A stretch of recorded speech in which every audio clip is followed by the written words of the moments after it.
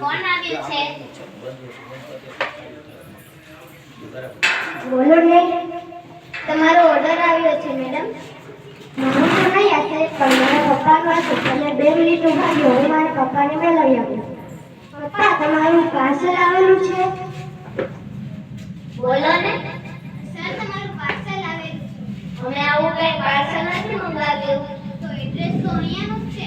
ઘર નંબર જો તો 212 જ છે ને. હા, 212 જ છે. પણ અમે આવું કઈ કુરિયર નથી મંગાવ્યું. તો તમે એક કામ કરો.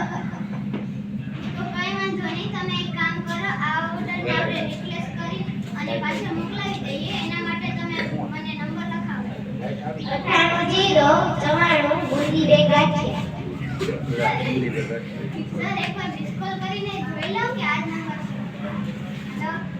આ જ છે. સર, જો તો એમાં ઓટીપી આવ્યો છે. હા. 400221. Okay sir, thank you.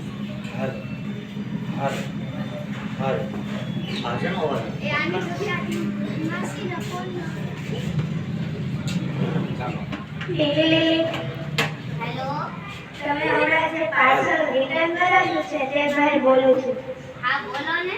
હમણાં તમારા ફોનમાં મેસેજ આવશે તે તમારી જાણકારી અને તેનો રિપ્લેસ કરવાનું છે. ઓકે. જો તો બધું બરાબર જ આવેલું છે ને? હા, બધું ઓકે જ છે. એને એક જ જણ પકડી જાય છે.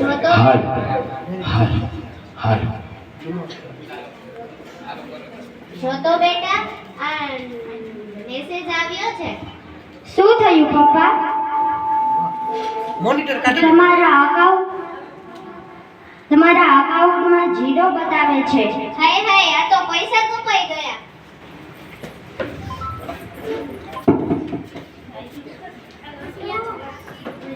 જોયું ને કેવી રીતે ખબર ન પડી, તેમજ બેંકમાંથી પૈસા ઉપાડી લીધા. તો આપણે અજાણ્યા વ્યક્તિ સાથે વાત કરવી ન જોઈએ અને આપણી ડિટેલ્સ